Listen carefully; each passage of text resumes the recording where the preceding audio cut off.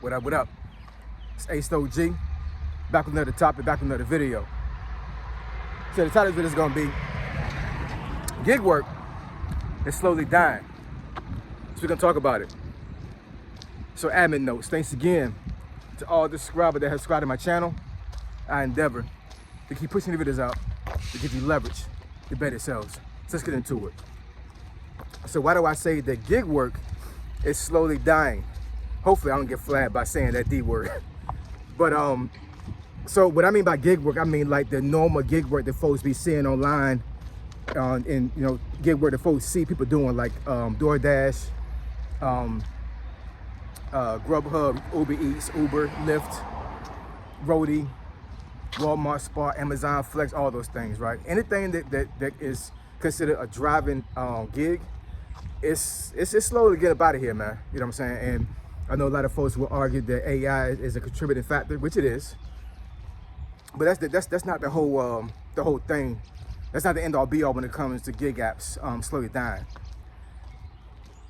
What folks don't understand is a lot of these folks that are on gig apps right now actually entered the gig app arena during COVID, the C word. Hopefully I don't get flagged for that either.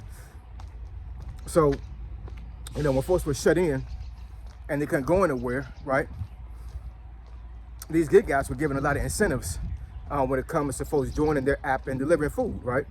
And let's face it, a lot of folks in 2020, when the C word first came out, folks were terrified. So a lot of folks were not willing to do these gig apps, So the folks that were willing to do it and wasn't scared to go out there and deliver food and drive folks around, they came up. I know one person that I met through one of my ex-co-workers last year. They're both from Africa, and he literally quit his normal job in 2020 and became a full-time Lyft driver / Uber driver. And he said during that first year, second year, he was clearing over $4 grand a month after taxes, after his expenses. He literally wound up buying a brand new car just because he was getting so much service that his old car was giving out on him. It's crazy, So, so during that time, like a lot of folks that got on these gig guys were coming up, right? So just imagine you having a normal, like, part-time job or just a normal job, and you're doing this gig stuff on the weekends doing the C word. Folks are getting a bag out there, man, a straight up bag. But, the thing is, and, it's 2026 right now, and that market is saturated. It doesn't matter what app you're on. Now, I know some apps are more obscure than others. Like, a lot of folks don't know what Roadie is. Roadie is like a gig app where you're picking up, like, it's like miscellaneous stuff, I've actually used that app before.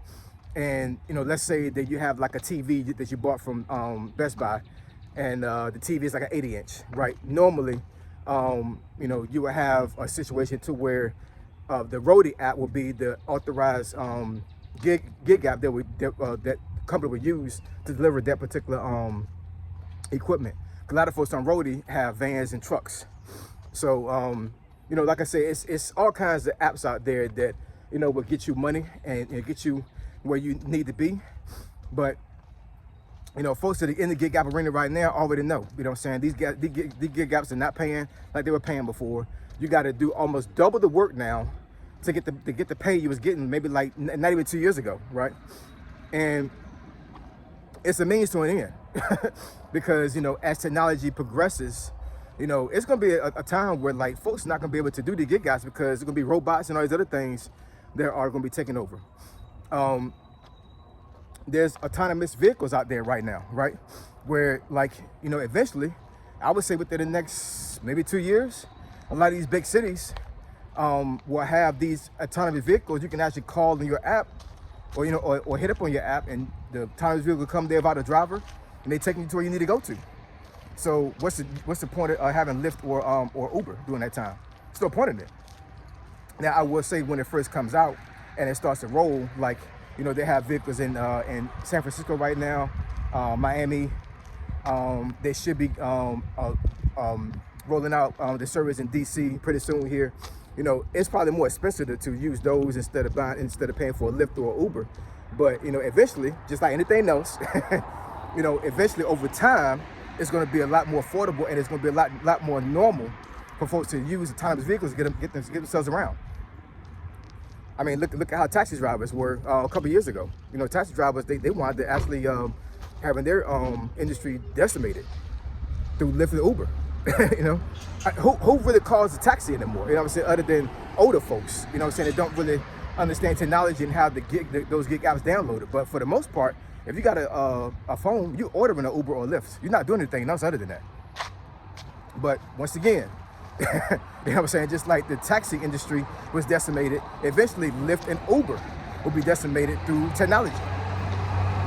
So why am I saying this? I'm saying this because, you know, eventually these folks gonna have to get out here and actually start finding something new. You know what I'm saying? Because a lot of folks depend on, you know, these apps to make a living, and there's nothing wrong with that at all. You know what I'm saying? If you're able to make a living off of gig apps, then by all means keep doing that. You know what I'm saying? Because I can't fault you for how you live and how you get money. You know what I'm saying? If you're gonna get money, you can't get money, get money. You know, I will always be an advocate of that. But we also gotta understand there are certain industries out there that we understand that will not last long, right? There's a lot of things that have come out within the last decade that are no longer a thing because, you know, either that trend ended or technology pretty much got rid of it. So, you know, for folks that are driving folks around now or delivering food, I'm telling you, man, the day is coming. It's coming. And I'm not saying this for doom or gloom. I'm just saying, like, you know, we folks need to be prepared for this stuff, man. For my birthday last week, right, I went to a Korean barbecue.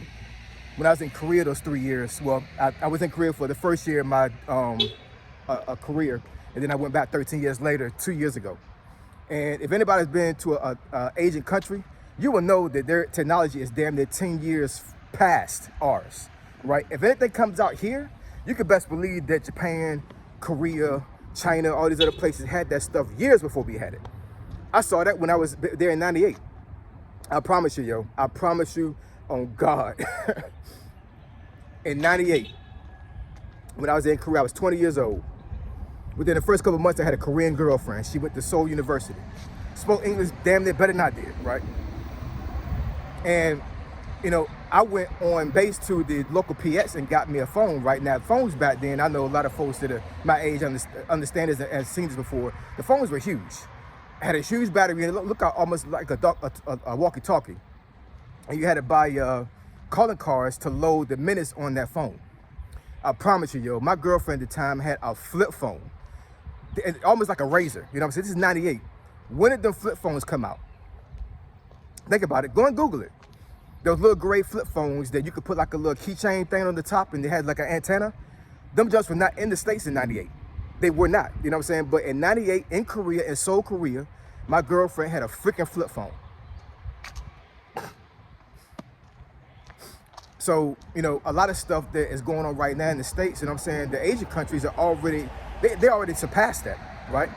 So it's only a matter of time when this stuff is going to start phasing out. Getting back to my point, I almost lost track. So my birthday, I went to a Korean barbecue. We call it a galbi. So basically what it is it's a type of style restaurant where there's a burner in front of the table in the middle and you cook your own food raw, right? They give you plates of raw meat, pause. And you cook your meat in front of you, pause. And you know, they give you all sides and everything like kimchi and big leaves of lettuce, jalapenos, rice, stuff like that, right? And every time that a new plate of raw meat came out, it was a robot that came out to get it to us. Like the waitress had took our order, you know, made sure we had what we needed. But after that, a robot serviced us the whole entire time we was in there. So I'm not trying to get off a topic when it comes to like waiters and waitresses being phased out, you know what I'm saying? But I'm trying to paint a picture here. You know, you're dealing with technology when you're actually dealing with gig apps. So eventually, as these businesses start to find ways to save money, you could be pushed out. And that industry is going to phase out and you have to figure out some kind of way to make money, right?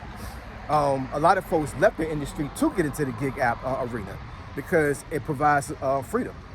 It does, you know what I'm saying? Like when I was doing gig work in DC, I wasn't on gig apps, but you know, I was able to secure a gig job where I was doing 1099 work and I was freelancing some IT work out there.